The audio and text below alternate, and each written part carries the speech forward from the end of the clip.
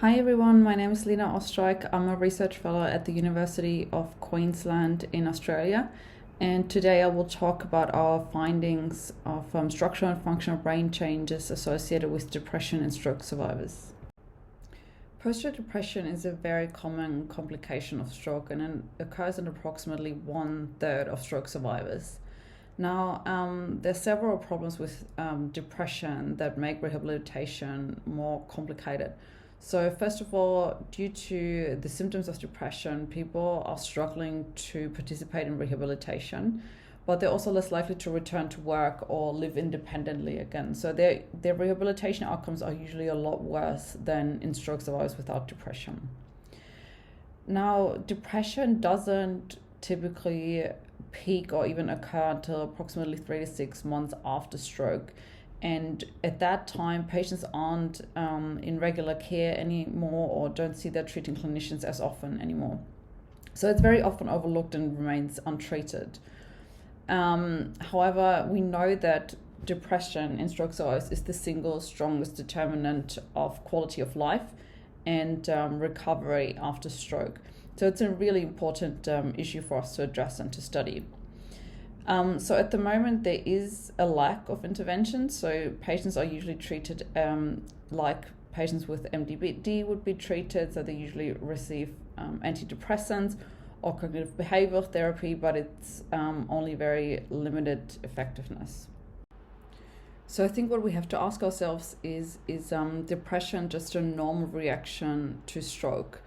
Because obviously patients often experience a lot of language difficulties or problems with movement or cognition. So it would be understandable if a lot of patients develop depression because of those substantial changes or impacts on their life. And that seems to be true to a certain extent. But if we look at patients with similar disabilities, they don't necessarily seem to develop depression to the same extent as stroke survivors do. So there seems to be something in the brain that seems to be associated with the development of depression in the weeks to months of recovery from stroke. And very interestingly, for the last couple of years or even decades, there have been many studies trying to figure out if there are any regions in the brain that are particularly vulnerable for people to develop depression after stroke. But even systematic reviews and meta-analysis haven't been able to find any areas that are particularly strongly linked to depression in stroke survivors. So what is going on? Does depression really develop independently of the lesion, of the injury that was caused by stroke? And if so, why are the rates of depression higher in stroke survivors than people with similar disabilities? When we think about that, we have to remember that stroke is not just a localized injury, but that the brain is inherently very strongly connected with all the other areas of the brain within itself. So there are several processes that can affect the recovery in the weeks to months after stroke, and a lot of these processes can have effects on the entire brain. So, for example, there are lots of things like atrophy or neuroinflammation going on, and they don't necessarily happen just at the site of the lesion, but they can also descend along the white matter paths of the brain and therefore reach other areas of the brain.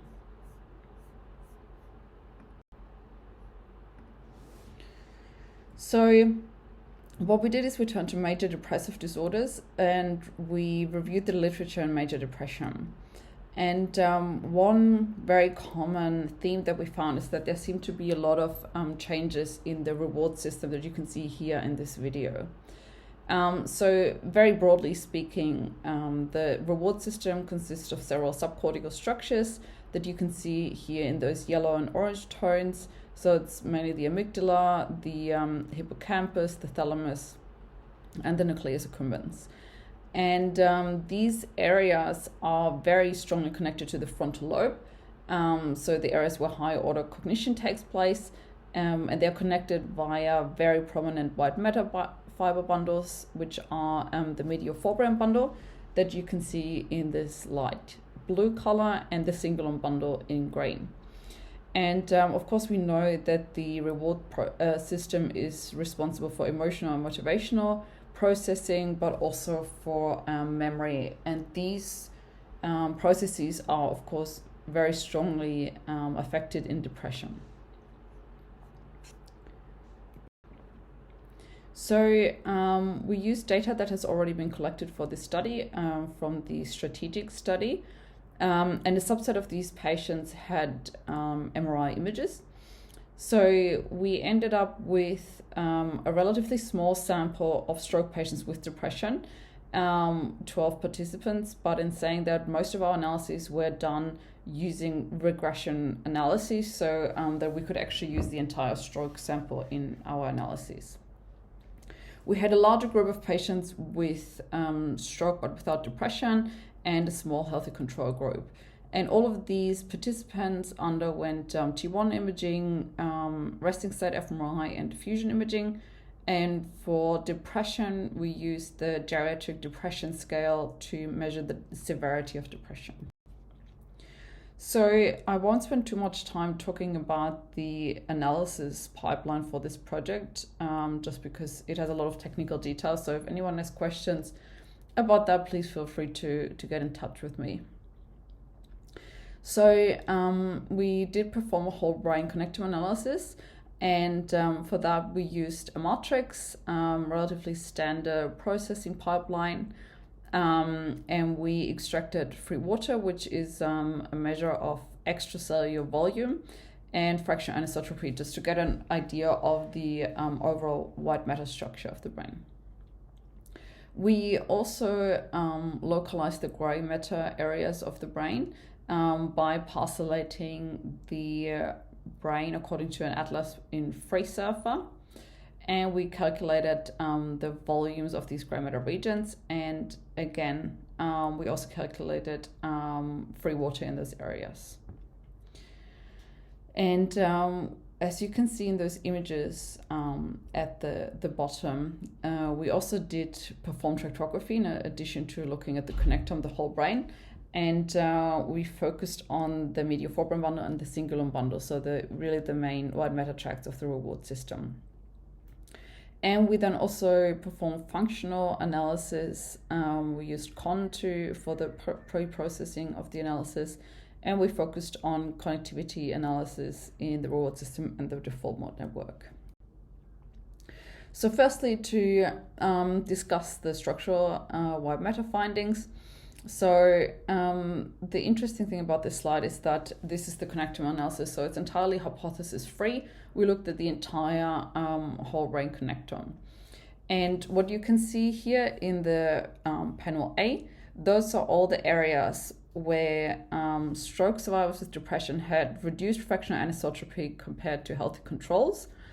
And in panel B, you can see that these are all the areas where patients with post-stroke depression had increased free water compared to healthy controls.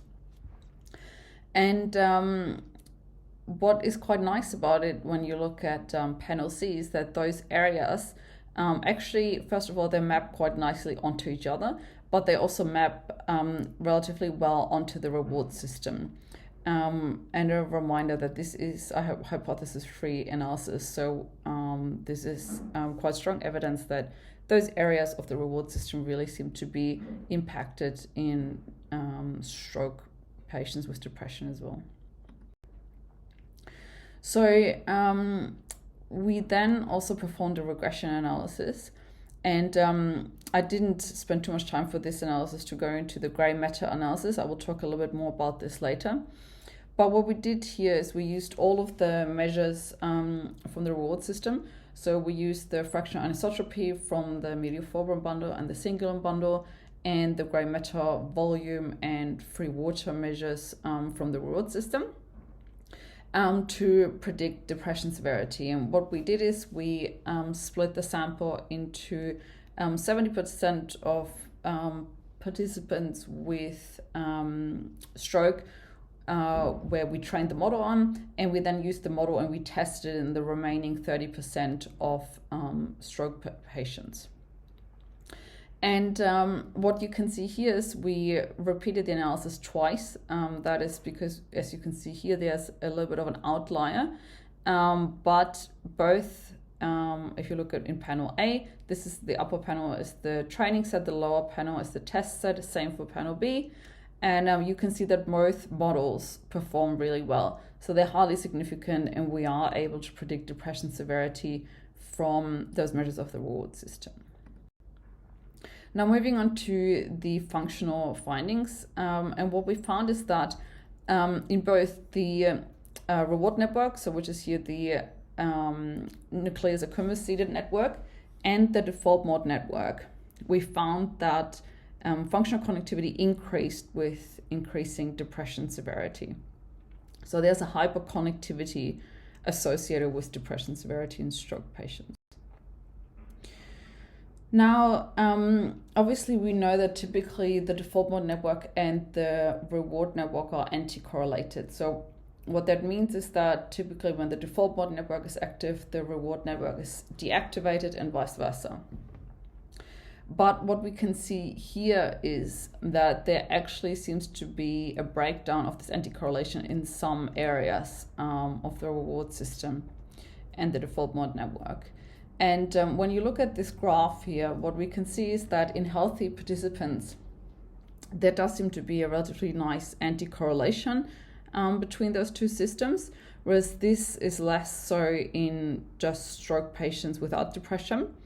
But interestingly, what we also see is that this pattern actually seems to be reversed in patients with depression. So rather than being deactivated, these systems seem to be active at the same time. And this is something that we also often find in people with depression, but who don't have a stroke. And what this seems to indicate is that patients have a difficulty switching out of these self-referential states that are often associated with rumination in depression.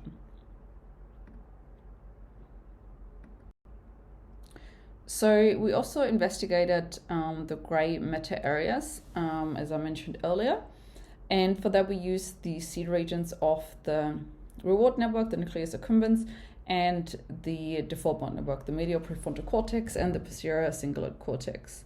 We looked at volume, but the only volume difference that we found was in the right posterior cingulate cortex, where the volume decreased with increasing depression severity. However, interestingly, we also found that free water, so again, this extracellular, extraneuronal component seems to increase with depression severity. And that was the case for the left posterior cingulate cortex, but also the bilateral medial prefrontal cortex. So, as I mentioned before, we also performed tractography, and in a previous paper, we actually performed specifically tractography of the medial forebrain bundle and the cingulum bundle, but in this case, we used the seed regions and the networks as regions of interest from the functional analysis to perform tractography here. And interestingly, what you can see here, it's also very much the medial forebrain bundle and the cingulum bundle that connect these networks. And we did see a reduction in fractional anisotropy in both the medial forebrain bundle and the cingulum bundle with increasing depression severity. And we also found an increase of extracellular free water in the medial forebrain bundle associated with depression severity.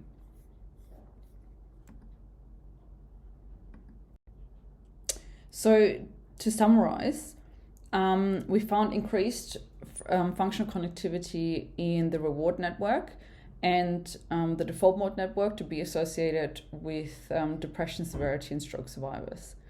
And interestingly, we also found that there's a breakdown of anti-correlations between in patients with post-stroke depression. But moreover, we also found that free water increased with depression severity, and that was the case in gray matter regions of the reward system, but also in white matter tracts. And the interesting thing about free water is that it is associated with extracellular processes. We don't necessarily know which ones they are unless we know more about the pathology of the disorder. But very often, and especially in psychiatric disorders, we know that it's associated with neuroinflammation. And while I'm not claiming that this is the case here, this is just a hypothesis that we have to investigate. We do know that the neuroinflammation is very often associated with depression.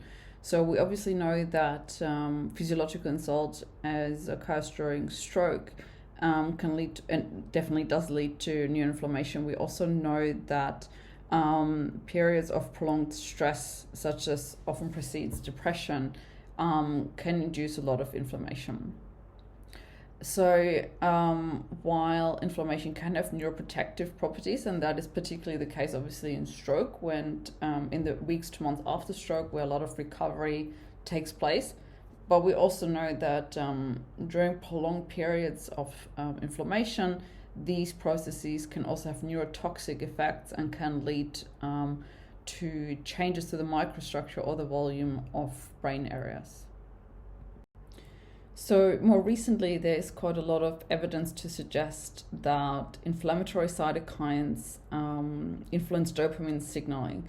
And the reason this is important is that obviously reward-seeking behaviors are very strongly associated with dopaminergic function, but also most of the white matter tracts in the reward system are actually dopaminergic neurons. So they are mainly the white matter tracts of the mesolimbic system and the mesocortical system.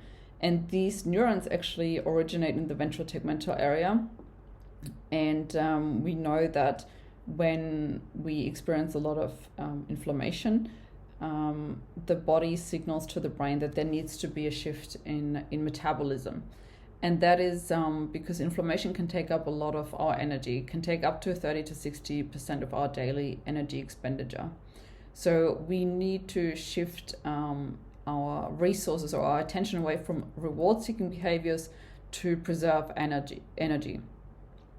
And there is actually quite a lot of support from animal research for this. So for example, there are experiments that show that when given the option to receive food that is just simply available, but not very tasty, not very rewarding, and then there's also an option of highly rewarding food, but the animals have to work for it, animals will usually happily work for this more rewarding food. But when inflammation is induced in these animals, they will stop seeking the rewarding food, and they just go for the food that is just readily available to them, that they don't have to work for. So there are also other animal models of this, but I think this is probably an area that is really important to investigate, not just in stroke survivors, but also in patients with depression. So that's, however, it for me for today. If you do have any questions, please feel free to get in touch with me, email me, or contact me via Twitter, via my social media platform. Thank you.